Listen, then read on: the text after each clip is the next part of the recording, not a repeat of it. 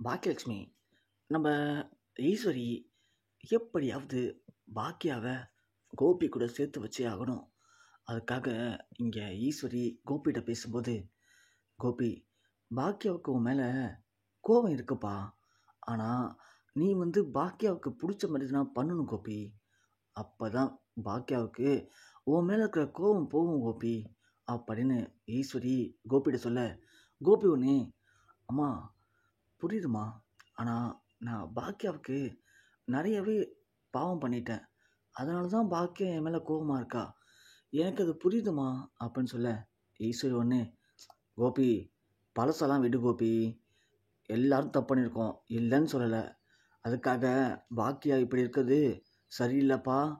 ஆனால் ஒன்றுப்பா, நீ இப்போது நம்ம வீட்டிலேருந்து எழில் கோச்சிட்டு போய் தனியாக இருக்கான்ல, அவனை திரும்பவும் நம்ம வீட்டில் பாக்கியா கூட சேர்த்து வச்சிட்டோன்னா கண்டிப்பாக அந்த எழில் அதை வச்சு ஒன்றையும் பாக்கியாவும் சேர்த்து வைக்க கூட உதவி பண்ணுவான் கோபி அப்படின்னு சொல்ல, கோபி ஒன்று, ஆமாம்மா கரெக்ட்மா, எனக்கும் வந்ததுலேருந்து எழிலை பார்க்கணுன்னு ஆசையாக இருக்குமா.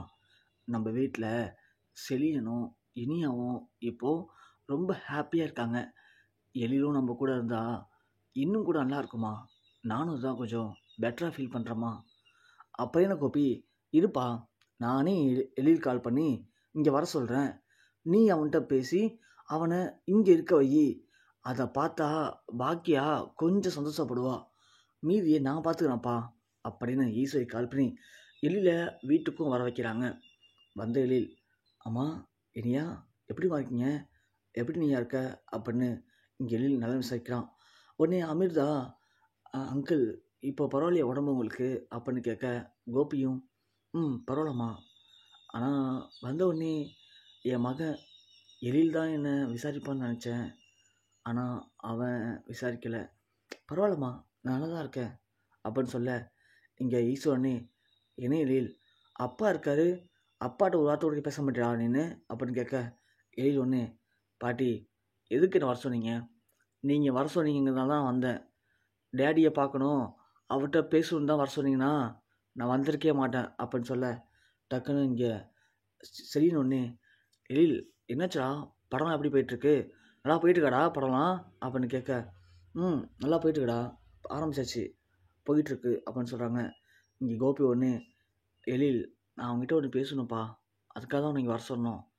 நீ ஏன்ப்பா அங்கேருந்து தனியாக கஷ்டப்பட்டுருக்க, இப்போ தான் படம் பண்ண ஆரம்பிச்சல, நீ இங்கேயே வந்துடுறேன், நம்ம வீட்டிலே எல்லாம் ஒன்றா ஜாலியாக இருக்கலாம் அப்படின்னு சொல்ல, இங்கே பாக்கியா ஒன்று, என்ன ஒரே வீட்டில் ஜாலியாக இருக்க போறீங்களா, எழில் நீ ஒன்றும் இங்கே வர தேவையில்ல, நீ போட சேலஞ்சில் ஜெயிச்சுட்டு அப்புறமா இங்கே வா எழில் அப்படின்னு பாக்கியா சொல்ல, ஈஸ்வரனே, இங்கே போய் பாக்கியா, நீ என்ன வானத்துலேருந்து குதிச்சதான் நினப்பா, உனக்கு எது பேசினாலும் ஆப்போசிட்டாக பேசுகிற, வேண்டாம் வெறுப்பாக பேசுகிற, பாக்கியா உனக்கு என்ன தான் பிரச்சனை இப்போது அப்படின்னு கேட்க, பாக்கியா ஒன்று, உங்களுக்கு என்னத்த பிரச்சனை, ஏன் இப்போ எழில் இங்கே வரல நீங்கள் சொல்கிறீங்க, எழில் இங்கே போனதுக்கு காரணமே நீங்கள் தான் தெரியும்ல அப்படின்னு சொல்ல, ஈஸ்வர் ஒன்று, என்ன பாக்கியா சொல்கிற, எழில் போனதுக்கு காரணம் நானா, நான் எப்படி பண்ணேன் அவனை போகிறதுக்கு, ஆமாத்த நீங்கள் தானே அவன் குழந்தை பெற்றுக்கல, அதை பண்ணல இதை பண்ணலன்னு அவனை போட்டு டார்ச்சர் பண்ணீங்க, அதான் அவனு இங்கேருந்து போனான், அவன் சேலஞ்ச் பண்ணியிருக்கான் பணம் பண்ணுவேன்னு,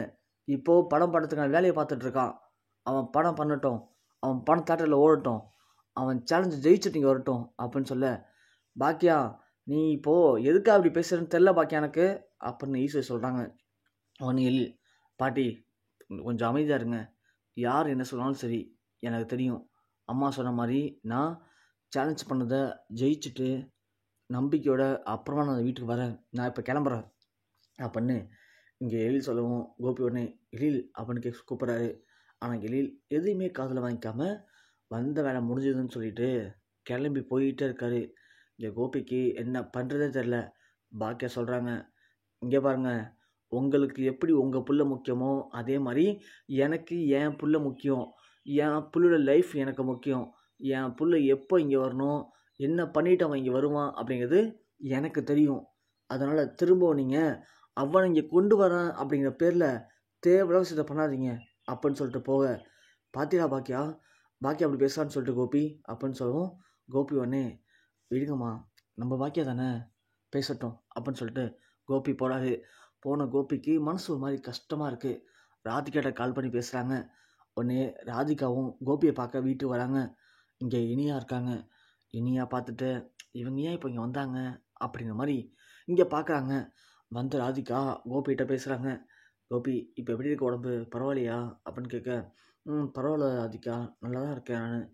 கோபி அப்புறம் உங்கள்கிட்ட ஒன்று சொல்லணும். சொல்லு ராதிகா. நாளைக்கு மயோடைய பிறந்தநாள்.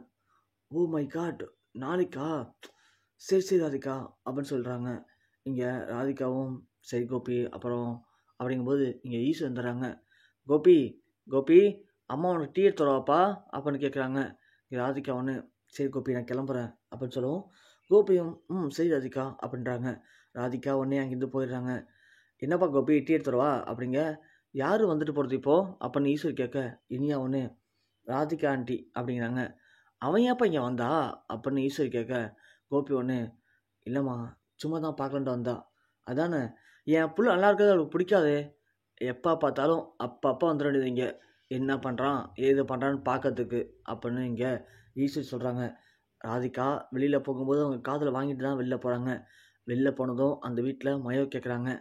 அம்மா அம்மா டேடி பார்த்தீங்களாம்மா, டேடி நாளைக்கு பிறந்த நாளைக்கு வரேன்னு சொன்னாங்களா, எனக்கு கிஃப்ட் பண்ணிட்டு வருவாங்களாம்மா அப்படின்னு இங்கே மயோ கேட்க, ராதிகா ஒன்று மயோ அவர்கிட்ட சொல்லியிருக்கம்மா, டேடி இப்போ கொஞ்சம் உடம்பு முடியாமல் இருக்கார், வருவாரா என்னன்னு தெரியலை, நாளைக்கு பார்த்துக்கலாமா அப்படின்னு சொல்ல, என்னம்மா அப்போது டேடி வரமாட்டாரா? மயோ நான் சொல்கிறேன்ல, அம்மா சொன்னால் கேட்கணும் புரியுதா அப்படின்னு சொல்கிறாங்க. உடனே கமலா வந்துட்டு, மயோ நீ உள்ளே போயிடணுமா. ராதிகா ஏன் இப்படி பிள்ளைகிட்ட அப்பப்போ மூஞ்ச காட்டிக்கிட்டே இருக்க, மாப்பிள்ளை என்ன சொன்னார், சொன்னியே மாப்பிள்ளைகிட்ட நாளைக்கு மயோவுக்கு பிறந்தான்னு சொல்லிட்டு. சொன்னம்மா. என்ன சொன்னார், வரேன்னு சொன்னால் என்ன சொன்னார், பார்க்குறேன்னு சொல்லியிருக்காருமா. பார்க்குறேன்னு சொல்லியிருக்காரா, இந்த வர நான் போகிறாங்க அப்படின்னு சொல்ல, ராதிகா ஒன்று வேண்டாம்மா நான் சொல்லிட்டேன், அது கமலா அவர் வரல அப்படின்னா விட்டுருவோம் அப்படின்னு சொல்லவும், கமலாவுக்கு இங்கே என்ன பேசுன்னு தெரில. இங்கே இனியா ஈஸ்வர்கிட்ட சொல்கிறாங்க, நாளைக்கு மயோவுக்கு பிறந்தாலாம், அதுக்கு கோபி நீ அங்கெல்லாம் போகக்கூடாது. அம்மா இல்லைம்மா மயோவுக்கு பிறந்தநாளாம், நான் எதனா கிஃப்ட் வாங்கி தரணும்லம்மா. நீ ஏன்டா கிஃப்ட் வாங்கி தரணும், இங்கே பாடுறா கோபி திரும்பவும் சொல்கிறேன், நீ அங்கே போனால் அவங்க ஏதாவது பேசுவாங்க, அப்போ திரும்பவும் உனக்கு உடம்பு சரியாமல் போகும். ஏற்கனவே நீ உடம்பு சரியாமல் தான் இருக்க, இந்த நிலைமையில் நீ அங்கே போகிறது அம்மாவுக்கு பிடிக்கலை பார்த்துக்கோ அப்படின்னு சொல்ல, கோபி ஒன்று இல்லைம்மா அது வந்து கோபி அம்மா சொல்கிறேன்ல, நான் சொல்கிறது கேளு கோபி, நீ திரும்ப திரும்ப அங்கே போயிட்டு இருந்த அப்படின்னா பாக்கியா அதை ஒரு காரணமாக வச்சோடனே இங்கேருந்து அங்கே அனுப்ப தான் பிளான் பண்ணுவா.